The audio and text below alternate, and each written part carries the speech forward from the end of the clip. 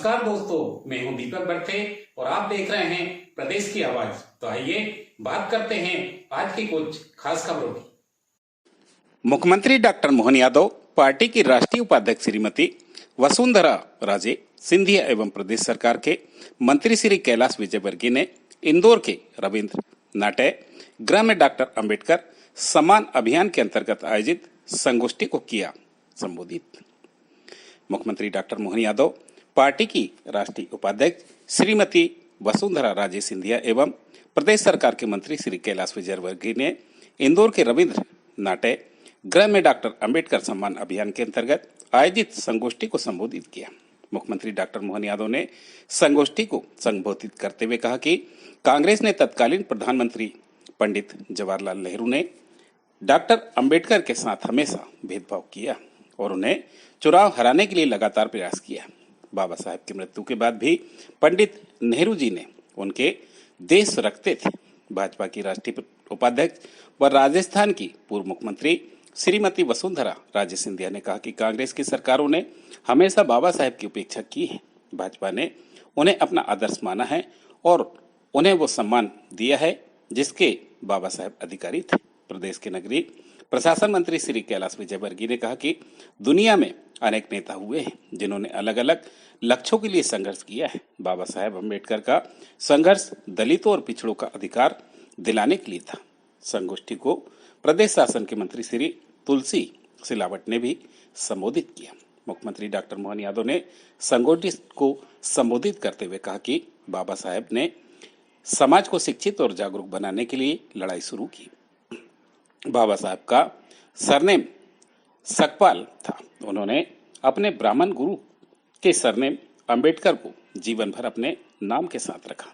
बाबा साहब ने कहा कि देश की हर चीज, हर संसाधन पर सभी का समान अधिकार होता है, चाहे वो किसी भी वर्ग से आता हो। भाजपा की राष्ट्रीय उपाध्यक्ष व राजस्थान की पूर्व मुख्यमंत्री श्रीमती वसुंधरा राजे सिंधिया ने कहा कि बाबा साहब अम्बेडकर सिर्फ दलितों के नेता नहीं थे, बल्कि वे हम सभी के नेता थे। उन्होंने कहा कि शिक्षा बहुत जरूरी है। उन्होंने कहा कि हम में से कोई भी जाति का हो, कोई भी काम करता हो, लेकिन हम सब बराबर हैं। ईश्वर भी किसी से भेदभाव नहीं करते और वे सभी के हैं।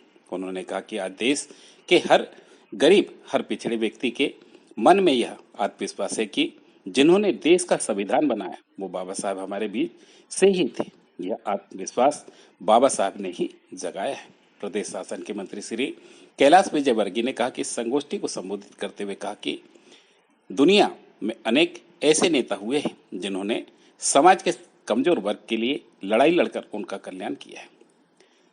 नेल्सन मंडेला ने अश्वेत नस्लवाद के खिलाफ संघर्ष किया, लगभग 2 करोड़ अफ्रीकन के हक के लिए लड़ाई लड़ी और सफलता भी हासिल की। मार्टिन लूथर किंग ने दास प्रथा समाप्त करने के लिए संघर्ष किया।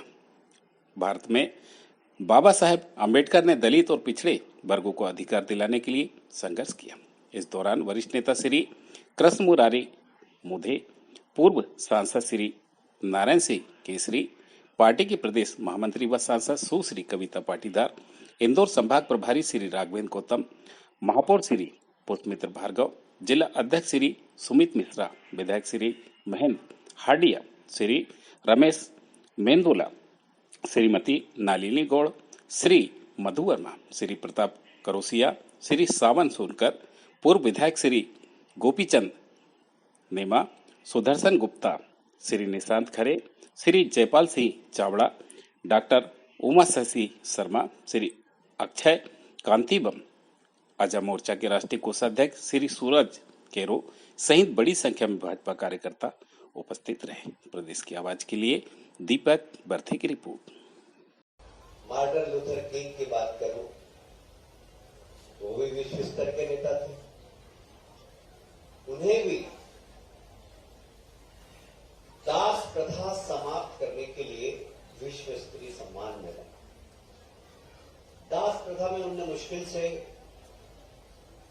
यदि हम अधिकतम कहें तो 1 करोड़ लोगों को, गुलामों को दास प्रथा से मुक्ति दिलाई। जब हम बाबा साहब की बात करते हैं तो उन्होंने दलित और पिछड़े उनको अधिकार दिलाने की जो संघर्ष किया और जो संविधान में आरक्षण दिया उनकी संख्या आज की तारीख में 80 करोड़ से भी ज्यादा है। 80 करोड़। आपने कभी सोचा कि जिन्होंने 2 करोड़ 3 करोड़ लोगों के लिए संघर्ष किया, जेल गए, उनको तो विश्वव्यापी सफलता प्राप्त हुई और उनको बहुत आदर सम्मान मिला। वो आदर सम्मान डॉक्टर अंबेडकर साहब को क्यों नहीं मिला? मैं एकदम नए विषय पर आज चर्चा करना चाहूँ। क्यों नहीं मिला वो सम्मान? क्योंकि स्वतंत्रता के बाद जिन लोगों ने देश की बागडोर संभाली थी वो सिर्फ और सिर्फ अपने लिए और अपने परिवार के लिए पूरी दुनिया में भारत की स्वतंत्रता की जीत का श्रेय होते हैं। बाबा साहब अम्बेडकर को लोकप्रियता नहीं मिल पाई, उनके कामों का मूल्यांकन नहीं हुआ। नहीं तो दुनिया में दलित, पिछड़ और वंचित लोगों के लिए जितना बड़ा काम बाबा साहब अम्बेडकर ने किया उतना मैं नहीं मानता हूं कि किसी ने किया, क्योंकि दुर्भाग्य से वो सम्मान उनको नहीं मिल पाया है। लेकिन आपने बताया कि वहाँ एक्सीलेंस सेंटर खोलने की बात हमने अपनी सरकार में कही। हमारी सरकार ने जन्मभूमि के आधार पर भव्य स्मारक बनाने की बात कही। चित्त भूमि, शिक्षा भूमि, लंदन में स्वयं गया था। लंदन जब बाबा साहब की शिक्षा हुई थी, वहां के मकान को लेकर के तो नरेंद्र मोदी जी के लिए जोरदार अभिनंदन करें, जिन्होंने जो मकान लेकर के उसका सार्वजनिक रूप से उपयोग करने के लिए स्मारक की बात करी तो आसपास के कॉलोनी के लोगों ने केस कर दिया कि यहाँ मत बना, यहाँ नहीं बना सकते।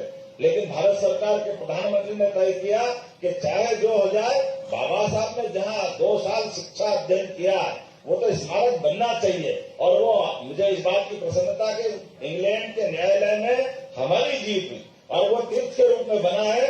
ऐसे कई कारणों से हमारी पार्टी ने बाबा साहब का जो योगदान है सामाजिक एकता के लिए, इसको इस रूप में भी देख सकते हैं। जिस लंबे समय की गुलामी के बाद भारत ने जब मौका अपनी आजादी का पाया, तो आजादी के बाद सभी समाजों को साथ लेके चलने के लिए जो मूल सिद्धांत था कि अगर हमको सामाजिक एकता रखना है, भारत को लंबे समय तक अपनी आजादी पे गर्व करना है, तो निश्चित रूप से जातिवाद के दंश से बाहर आना चाहिए।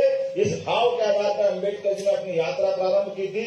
मैं भारतीय जनता पार्टी के नगर अध्यक्ष मिश्रा जी को भी बधाई देना चाहूंगा, जिनके नेतृत्व में आपने इस गंभीर विषय के लिए विस्तार से बात करने के लिए सुयोग्य वक्ता को भी बुलाया और मुझे इस बात का गर्व है। मैं मध्य प्रदेश सरकार की ओर से माननीय आपका अभिनंदन करता हूँ।